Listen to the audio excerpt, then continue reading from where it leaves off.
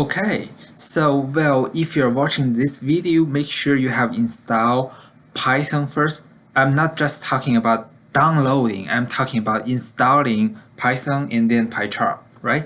Okay, so if you have PyCharm installed and before you do the close, you just run the PyCharm Community Edition and then click finish, and then right after you close the installer and then PyCharm will come up. Okay, the first box, well, do you have any PyCharm settings to import? Nope. And then it will ask you to choose the theme, so you can choose the light one or the darker one.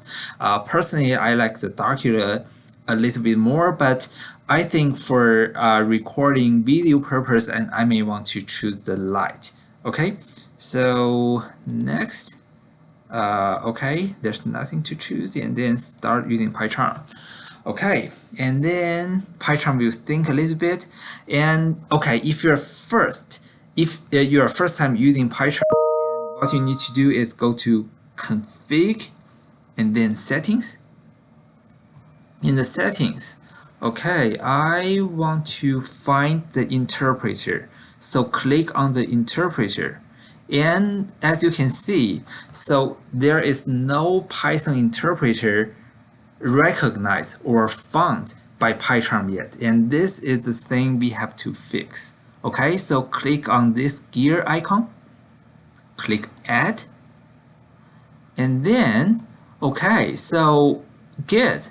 Well, it finds a Python install, so I install my Python under the D drive, so well, it finds a Python. So if you're using Windows, and it should be a python.exe. So anyhow, it should be an executable file of Python. Okay, so just if your system can find that, then just click OK, and then it will think for a little while. So we just wait here a little bit. It seems that my machine is a little bit slow.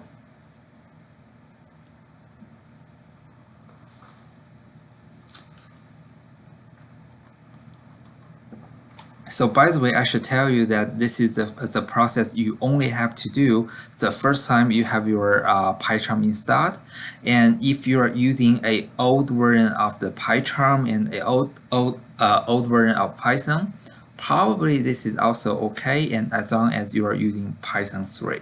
Okay, so okay, now I can click on this. Okay, awesome. So well, now my PyCharm knows where Python is installed. But there's another thing I want to do. So if I do a search of font, and then I want to change the font size a little bit, say I'm changing the font size to 16. I'm just making the font size a little bit larger on my machine to make the code more readable. And if you're okay with the default font size, you don't have to do this change. Okay, and then the next part, I want to create a new project. So you can create a new project for CSC 131. So CSC 131. Okay, so this is a project for this course. Okay, so I'm going to do a create. And after that, Python will create the project for me. And, okay, close.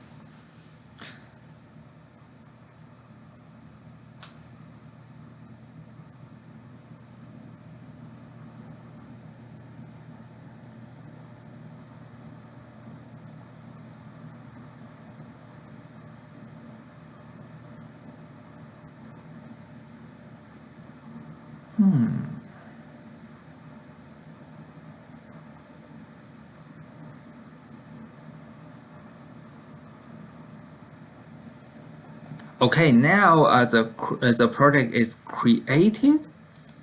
Okay, and this is a main.py. So you can see there is a main.py here. I'm not going to mess up with this file, and I just right click on this project, new, and then Python file. So I want to create a new Python file called practice, say 01 practice. Okay, so this is a practice file for the day 1, and then I have a new file created called 01 practice. Okay, so in this file we are going to do only one simple thing. We are going to print and then code hello world. Okay, so this is just a simple print command telling Python I want to print a string, and the string is hello world. So we are using double quotes to define a string. And what you need to do is right click and then run 01 practice. Okay, so after typing print hello world, and you just run this file, and if it works, it will show hello world here. Okay, so if you see this hello world, and congratulations, this means your local development is set up correctly. Okay, so this is the only line of the code I'm going to teach you for today, and I know, well, probably this is the 5th video already, and this is really long enough. And later I'm going to give you an exercise file, and that exercise file is also a .py file. And what you have to do is you need to do a few more print statements. So for example, if I ask you to print your name, how do you do that? So you just do print and then quote Yang Song, right? So and then if you run that file, and then you will do a right click and run, and then you will have the Yang Song file. Okay, so well, just hold tight, and after uploading this video, I'm also going to upload an exercise file, and that exercise file is also a .py file. So you just need to include that new exercise file also into this project, and then write a few more print statements, nothing more. Okay, so that's it, and I guess this is the last video for today's lecture, and I know this is day 1 lecture, and I'm giving you 5 videos, and that's a lot. And well, let me know if you have any questions, and you know where you can find me. You can shoot me emails, or you can come to my online or physical office hours, or you can ask me questions on Flipgrid. Okay, so well, I hope you got everything ready, and if you need my help, let me know, and I will see you next week. Bye.